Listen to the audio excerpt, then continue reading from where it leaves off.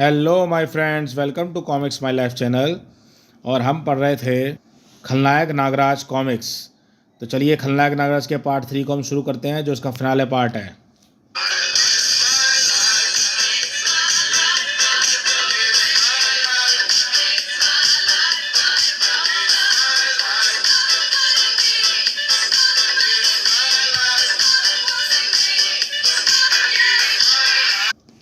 दोनों नागराजों की लड़ाई अब घातक स्तर पर उभर आई थी। इसको अपने आसपास मौजूद लोगों का जरा सा भी ख्याल नहीं है, और अब मुझे जरा सी भी दया ना दिखाते हुए अपनी बुराई को जल्दी से जल्दी ख़त्म कर देना है। प्रणाम। मेरा बुरा रूप मेरी हर शक्ल की शक्ति की नकल बना सकता है, लेकिन मेरे विशेष नागफनी सर्पों की नकल नहीं बना सकता, क्योंकि ये मुझे देव काज जैसे वरदान में मिले हैं। अब धसक सर्पों की मदद से या तो मैं खलनायक नागराज को नष्ट कर दूंगा, या फिर इसको इच्छाधारी कणों में बदलकर बचने के लिए मजबूर कर दूंगा। ओहो, धसक सर्पों से बचने के लिए रेत की ढाल का प्रयोग कर रहा है इंटेलिजेंट, लेकिन खलनायक नागराज भी नागराज ही था, और साथ ही साथ रेत का तूफान उड़ाकर नागफनी सर्पों का दम भी घोट रहा है। नागराज पर घातक बाणों की झड़ी लग गई थी। ये नाइफ स्नेक छोड़ रहा है मुझ पर। इनका इस्तेमाल तो मैं कभी नहीं करता, क्योंकि इनका एक ही स्पर्श जीवों को टुकड़ों में बांट सकता है। मैं नागफनी सर्पों का प्रयोग करना ज़्यादा पसंद करता हूँ, पर अब इससे कैसे बचूँ? ये तो सारे घातक हथियार मुझ पर आजमा रहा है, जो मैंने अपने पास होते हुए भी कभी प्रयोग नहीं किए। खट खट खट खट। नागराज के पास सोचने के लिए वक्त नहीं था। ओफ, हथौड़ा नाग, अब ये मुझको छिपने की जगह भी नहीं देना चाहता है। इच्छाधारी कणों में बदलने का खतरा मैं मोल नहीं लूंगा। खलनायक नागराज शक्तिशाली होता जा रहा है, अब ये मुझ पर हावी होता जा रहा है तो गजब हो जाएगा। लेकिन बात ये भी पलटने वाली थी। ओ थैंक्स मोंटी, पर तुम इस लड़ाई से दूर ही रहो।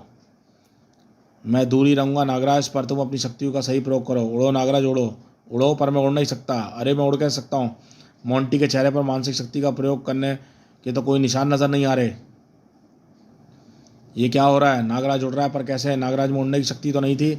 नागराज की इस नई शक्ति ने कि लड़ाई का रुख पलट दिया था। कुछ गड़बड़ ज़रूर है, कोई बहुत बड़ी गड़बड़। लेकिन मुझको यह लड़ाई यहीं पर रुकवानी होगी। मुझे क्या हो रहा है? मेरे अंदर अजीब अजीब शक्तियाँ पैदा हो रही हैं। मैं जो चाह रहा हूँ वही कर रहा हूँ। खलनायक नागराज का अंत सामने नजर आ रहा था, लेकिन खलनायक नागराज और उसके अंत के बीच में मिस्की लड़ा खड़ी हुई थी। खलनायक नागराज, तुझको नागराज को मारने का मौका बाद में मिलेगा। फिलहाल तुम इस परगही को ले जाओ और फटाफट इस कैप्सूल में बैठो। ना ना ना ना नागराज, इसको रोकने की कोशिश मत करना, वरना इस छोकरे को पागल खाने का परमानेंट मेंबर बना दूंगी। नागराज रुक गया, और मिस किलर खलनायक नागराज को और परगही को साथ ड्रिलिंग कैप्सूल में बाहर की तरफ रवाना हो गई। ओहो, ये उस एलियन को लेकर भाग रहे हैं। मैं इसको भागने का मौका नहीं दे सकता, वरना ये एलियन की मदद से दुनिया को तबाह कर डालेगी। नहीं नागराज, ऐसा कुछ नहीं होगा। एलियन अभी बेहोश है। आओ, मेरे पास एक दूसरा प्लान है। मिस किलर को अपने अड्डे तक पहुंचने में ज़्यादा समय नहीं लगा। अपने 2 आदमियों को घाटा उठाना पड़ा, लेकिन फिर भी मेरा अभियान सफल रहा, और वह तुम्हारी वजह से हो पाया खलनायक नागराज। और मेरे साथ साथ तुम भी इस दुनिया पर राज करोगे, और इसमें हमारी मदद करेगी इस परग्रही की दिमागी शक्ति और वैज्ञानिक ज्ञान। लेकिन अब इसके दिमाग को अनलॉक कौन करेगा मिस किलर? वही जो इसका दिमाग पहले अनलॉक कर रहा था, ब्रेन गन। ओहो, तो ब्रेन गन यहाँ पर कैद है। फिर इसका बेटा इसकी ब्रेन वेव्स का पीछा करता हुआ गुप्त लैब तक कैसे पहुँच गया? ये इस वक्त इस मशीन के बीच बंधा है। वह मानसिक शक्तियों को एक इंसान से दूसरे स्थान तक और किसी भी यंत्र तक पहुंचा सकता था। मेरा आदमी मेंटल मैन इसकी शक्तियों को भी काम में ला रहा था, इसलिए इसके बेटे मोंटी को इनकी ब्रेन वेव्स पढ़ने का मौका मिल गया। और तुमको इसका शुक्रगुजार होना चाहिए खलनायक नागराज, क्योंकि तुमको मेरे जिस यंत्र पर्सनैलिटी स्प्लिट नागराज ने कि कैसे याद किया है, वह भी इसकी मानसिक शक्तियों से ही चल रहा था।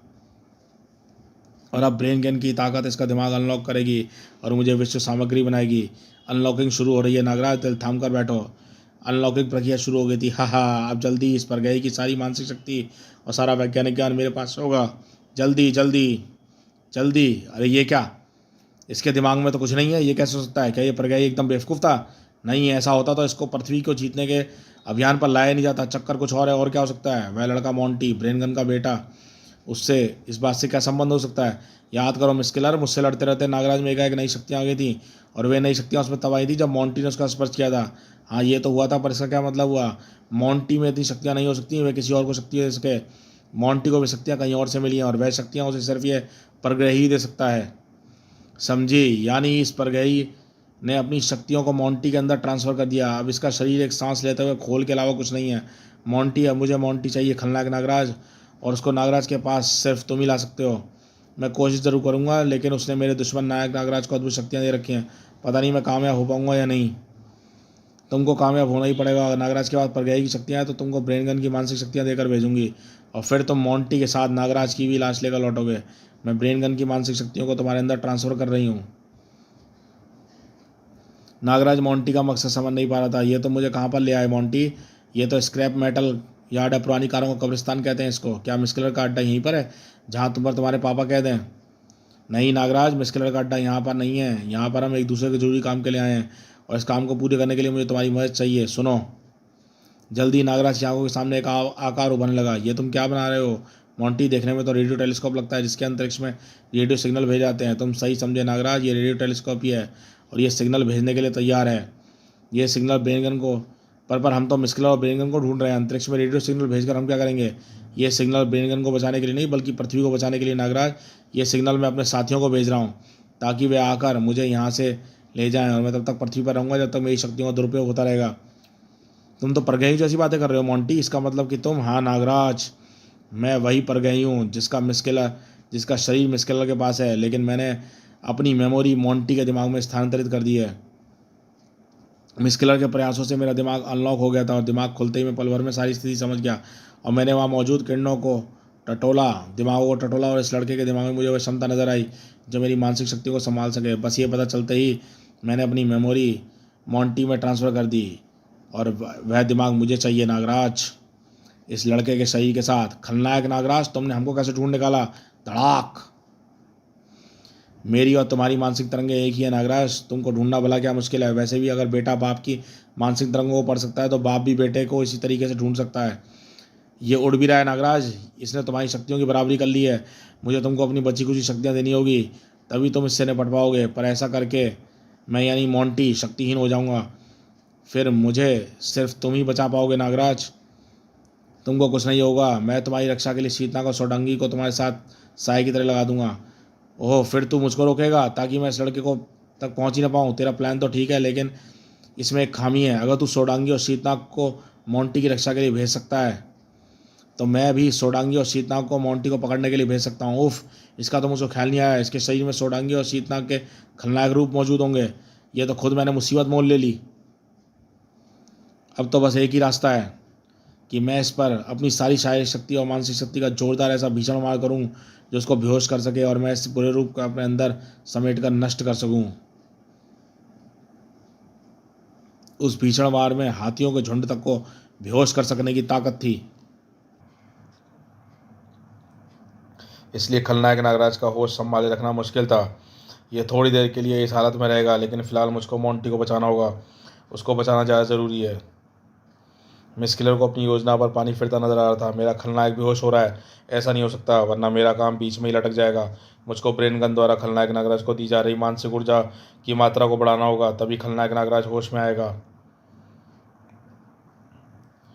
खलनायक नागराज के बेहोश होने से शीतनाग और सोडांगी के बुरे रूपों का पलड़ा हल्का होता जा रहा था। शाबाश शीतनाग और कुमार और सोडांगी, तुमको तो मेरी मदद की जरूरत ही नहीं है। अब मैं खलनायक नागराज को काबू करने का काम कर सकता हूँ।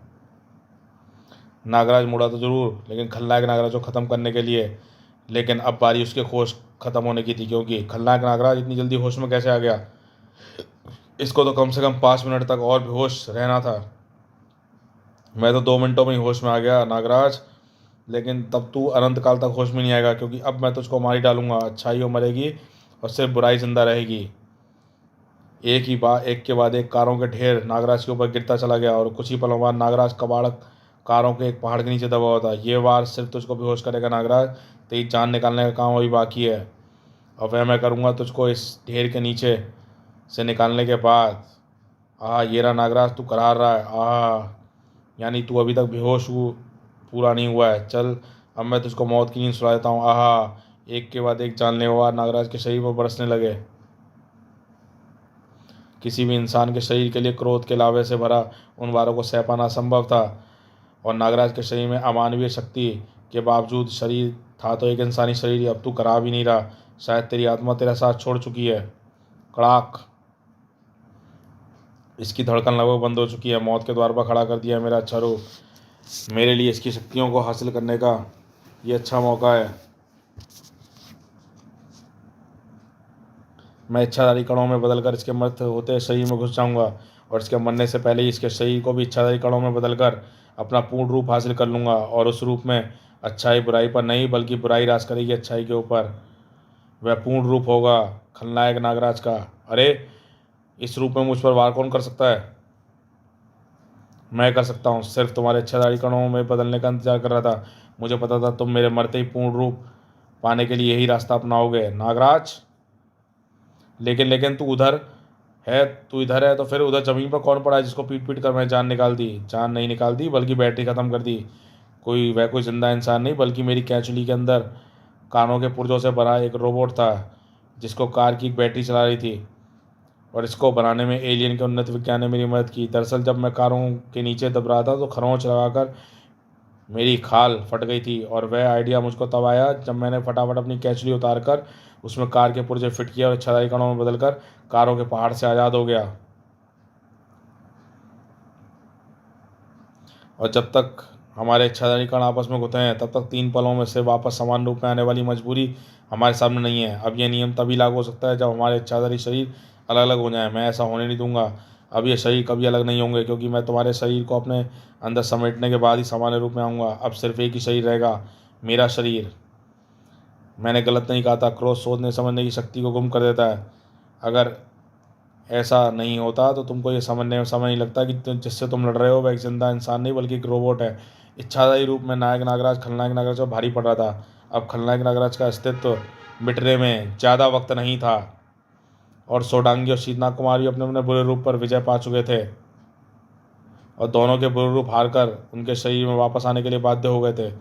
लड़ाई खत्म होने वाली थी कि तभी अरे, मेरे दिमाग में खलनायक नागराज के दिमाग के जरिए मिस किलर का संदेश आ रहा है। रुक जाओ नागराज, याद रखो एलियन की मेमोरी चाहे मोंटी के मस्तिष्क में हो, लेकिन उसका शरीर अभी भी मेरे पास है। अपने आप को खलनायक नागराज के हवाले कर दो, वरना एलियन के शरीर की बोटी बोटी कर दूंगी मैं। फिर वही एलियन हमेशा के लिए अपने शरीर को ढूंढता फिरेगा जिसको बचाने के लिए तुम इतने बेताब हो। नागराज के मस्तिष्क से जुड़े मोंटी तक यह संदेश पहुंच गया, और उसके साथ साथ मोंटी की मेमोरी मौजूद पर गई तक। नहीं नागराज, ऐसा मत करना।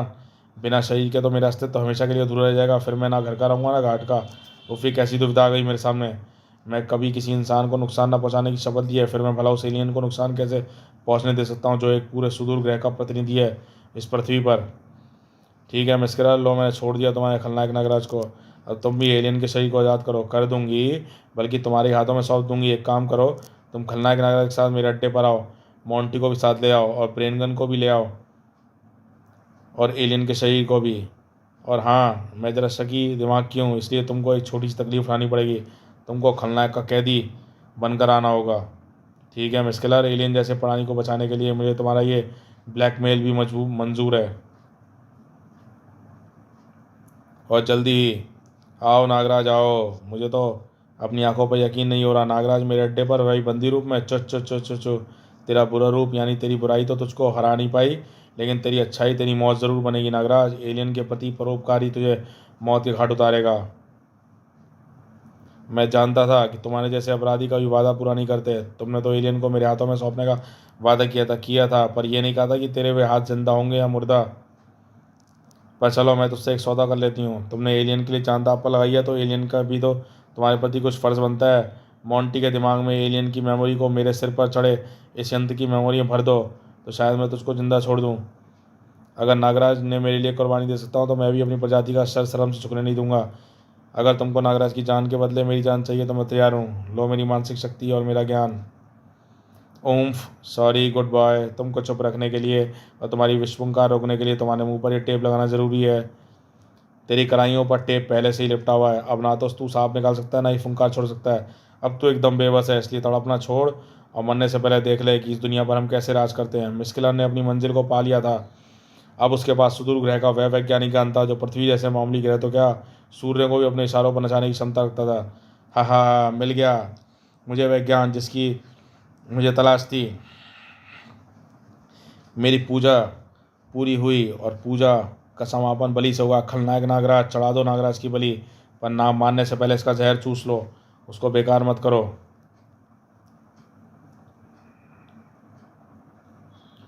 हाँ हाँ, इसी मौके का तो मैं इंतजार कर रहा था। अब पहले इसको जहर चूस कर शक्तिहीन करूंगा, फिर इसके टुकड़े टुकड़े करूंगा। नागराज को अपने आप को बचाने के लिए कुछ नहीं कर पाया था, ओम फफ। लेकिन कोई और बचाने की कोशिश जारी रखा हुआ था, पर गई मोंटी के दिमाग में भी डेरा डाला हुआ था। ज्ञान के धन का सबसे बड़ा फायदा यही है कि बांटने से कम नहीं होता। मैंने मिस्किला के दिमाग में सिर्फ अपनी मानसिक शक्ति और ज्ञान ट्रांसफ़र किया है, अपनी मेमोरी और पर्सनैलिटी नहीं। मेरा ज्ञान मिस्किलर के साथ मेरे पास भी है। अब मैं चुपचाप अपने शरीर में प्रवेश करके नागराज को बचाऊंगा। मिस्किलर की तरह नागराज को मैं धोखा नहीं दूंगा। कुछ पलों बाद मिस्किलर एलियन उठ खड़ा हुआ है। उठ गया तो फिर भी वैसे लिटा दूंगी। मैं इसको अपने पास रोकने के लिए मेरे पास भी इसी का वैज्ञानिक ज्ञान है और मानसिक शक्ति भी। तुम नागराज को मारने का काम जारी रखो। तुझको टुकड़ों में काटने का इरादा तो मैंने पहले ही कर लिया था एलियन, और मिस किलर अब अपने से किया हुआ वादा ज़रूर पूरा करती है। पर तू ऐसा करेगी कैसे मिस किलर? जो वैज्ञानिक ज्ञान तेरे पास है एलियन, वही ज्ञान मेरे पास भी है। और जैसे ही उस ज्ञान का प्रयोग तू इस जगह पर मौजूद पुर्जों से घातक यंत्र बना रहा है, वैसे ही मैं भी बना सकती हूँ। और भूल मत, अब मेरे पास मानसिक शक्ति भी है। ले चक अपने ही वैज्ञानिक ज्ञान का स्वाद। मिस किलर ने एलियन को नागराज की मदद करने से रोक दिया था, और नागराज की जान तिल तिल करके निकलती जा रही थी। अब मेरे पास ज़्यादा वक्त नहीं है। अब मेरी कोई मदद नहीं कर सकता है तो सिर्फ ब्रेन गन। लेकिन मैं उससे मदद मांगू कैसे? एक तो वह बेहोश है, और दूसरा मेरे मुंह पर टेप चिपका हुआ है। मोंटी, यस मोंटी में भी थोड़ी बहुत मानसिक शक्ति है। मैं उसके ज़रिए ब्रेन गन से संपर्क बना सकता हूँ। मोंटी मोंटी जल्दी ही नागराज मोंटी के माध्यम से ब्रेन गन के मस्तिष्क से संपर्क बना रहा था। ब्रेन गन तुम्हारी मानसिक शक्ति से खलनायक नागराज को बनाया गया। अब तुम ही इसको ख़त्म कर सकते हो, और इस पर अपनी मानसिक शक्तियों का वार करो ब्रेन गन। और कोई फ़ायदा नहीं। ब्रेन गन का दिमाग कोई जवाब नहीं दे रहा। इसको जगाने के लिए एक तेज भावात्मक झटके की जरूरत है। पर वो झटका क्या हो सकता है? बस तेरा खेल ख़त्म हुआ नागराज, क्योंकि तेरा जहर ख़त्म हो चुका है। अब टुकड़े में बंटने के लिए तैयार हो जा। ओह हाँ, याद आया, ब्रेनगन ने मुझसे वादा किया था कि वह अपनी जान बचाने का कर्ज उतारेगा। ब्रेनगन, कर्ज उतारने का वक्त आ गया है। अपना वादा याद करो, वादा याद करो, और वादे को पूरा करो। कुल्हाड़ा सर्प की धार नागराज को काटने ही वाली थी कि तभी, अरे ये क्या हो रहा है? लैब के धारदार पुर्जे उड़कर मुझ पर वार क्यों कर रहे हैं? मेरा शरीर कट सकता है। ब्रेनगन का दिमाग जाग गया है, वह मेरी मदद कर रहा है। सच्चे इंसान अपना वादा कभी नहीं भूलते। इससे बचने के लिए मुझको इच्छाधारी रूप धारण करना होगा। फिर मैं पता करूंगा कि ये हमला आखिर मुझ पर कहाँ से हो रहा है। यही मौका है। अब मुझको भी अपनी सारी शक्ति समेटकर इच्छाधारी कणों में बदल जाना चाहिए। अरे अरे, तुझ में अभी भी इतनी शक्ति बची है कि तू इच्छाधारी रूप में आ सके। पर कोई बात नहीं, इस रूप में भी मैं खलनायक नागराज कमजोर नायक नागराज पर भारी पड़ेगा। तेरे इच्छाधारी कणों में मैं अपने कणों को मिश्रित नहीं होने दूंगा। ऐसा करने से तू मुझको रोक नहीं सकता खलनायक, क्योंकि जिस शक्ति ने तुझको मेरे शरीर से अलग किया है, अब वही शक्ति तुझको मुझसे जोड़ेगी। ब्रेन गन की मानसिक शक्ति, और तेरी शरीर से जुड़ते ही मुझ में पूरी शक्ति फिर से वापस आ जाएगी। और फिर मुझको ना तुझे काबू करने में वक्त लगेगा, और ना ही अपना संपूर्ण रूप फिर से प्राप्त करने में। संपूर्ण नायक नागराज फिर से वापस आ गया है।